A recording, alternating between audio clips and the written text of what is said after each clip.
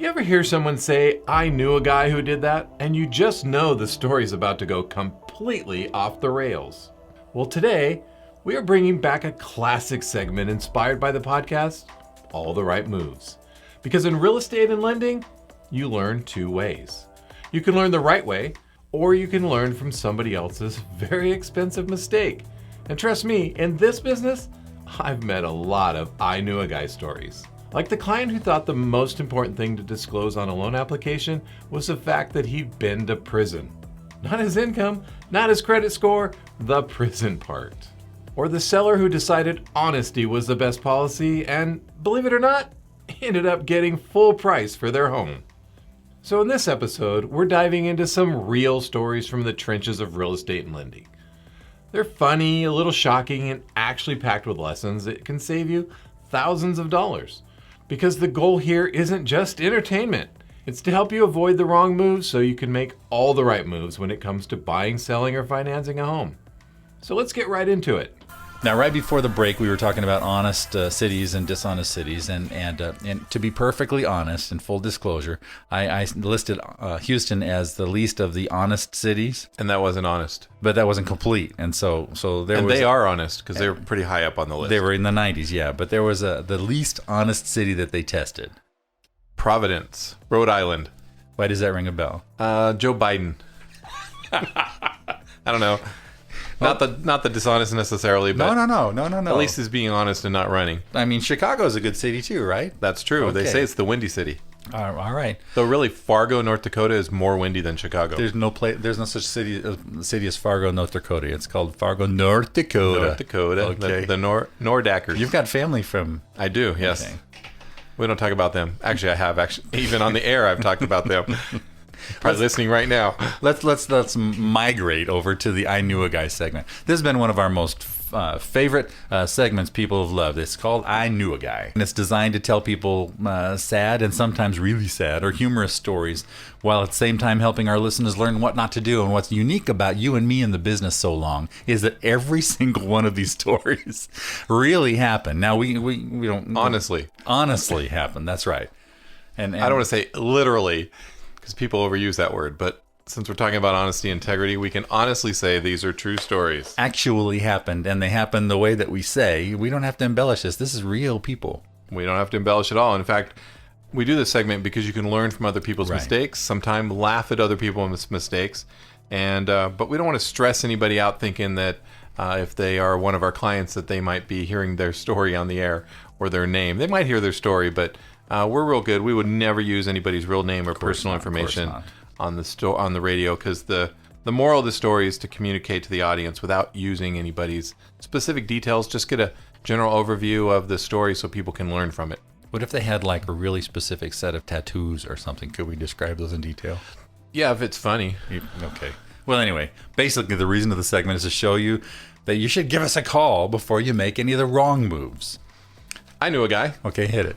Speaking of tattoos, I had a client who came to me for a loan, and I gave him a brief overview that we were going to look at some of his history regarding to credit to qualify him for a loan.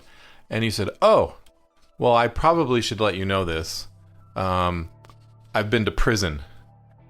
Okay. And I thought, okay, well, I've done loans for a lot of people that have been to prison, and I'm thinking, is he was misdemeanor? Was it a felony? Right. Generally those types of things aren't going to keep people from getting a loan, unless they're a felon and they can't get a job because they're a felon. Right. Then there's an income issue, not a jail issue. And so I've never had anybody that we did a loan for that had been to prison, and the underwriter said, "Oh, this guy's been to prison, right, can't have a loan." So I thought it was kind of interesting that he would bring up the fact that he had been to prison, because it wasn't really pertinent.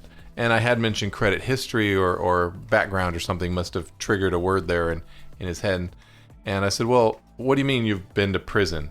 And I'm thinking maybe he had done some kind of white collar crime, some embezzling, some kind of fraud or something like that.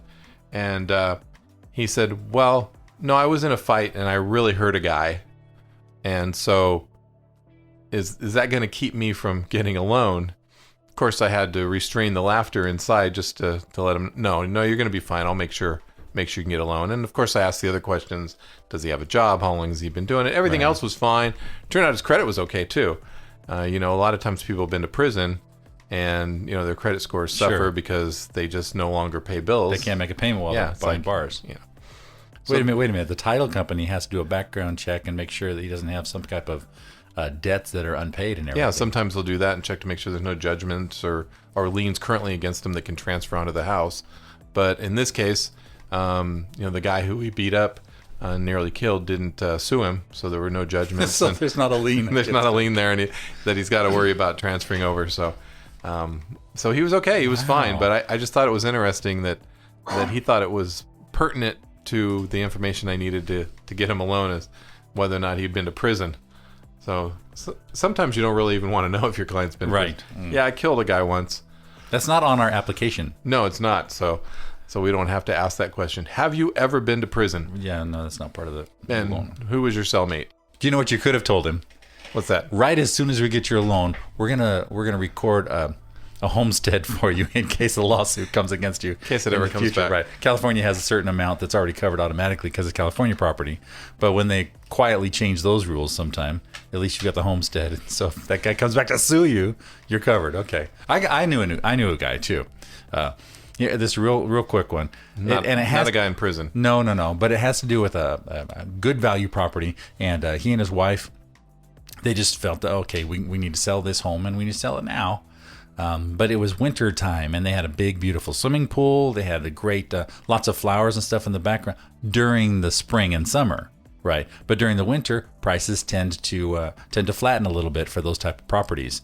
And so what they wanted to do was put pictures and stuff of how it was wonderful during springtime and how beautiful the colors are during fall. But that didn't represent what the house was right now. It's wintertime. And so they went ahead and they chose the honesty route. This sounds all bubblegummy and pretty, but it's actually how it went down.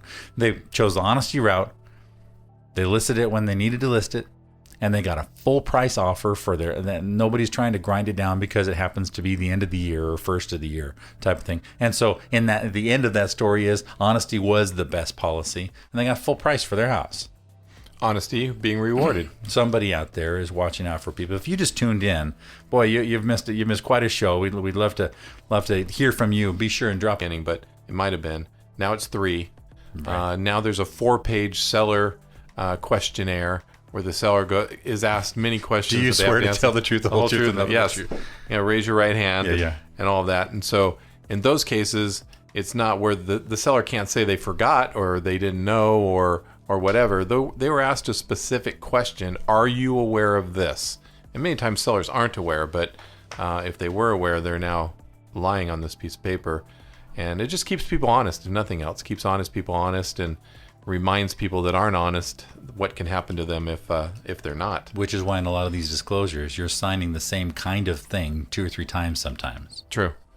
Yeah, and it feels like it's a repeat, and sometimes it is, but not always. It is already time. Can you believe this? Wow. That's our show for this week. Tune in next week so you can make all the right moves with Jeff Moss and Jeff Moore. So what's the lesson here today? Real estate is full of surprises. Sometimes it's a client telling you things you didn't ask for, and sometimes it's a seller discovering that honesty really does pay off. But almost every deal comes down to the same thing. Good decisions beat clever shortcuts every single time.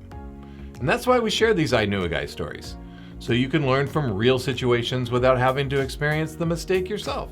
And if you enjoyed this episode and want more stories, insights, and strategies to help you make all the right moves in real estate, make sure to like this video and subscribe to the channel. And if you've got a real estate question or a situation you want us to talk about, drop it in the comments. And who knows, maybe next time we'll be saying, I knew a guy who asked that exact question. And until next time, make smart decisions and stay honest, and we'll see you in the next video.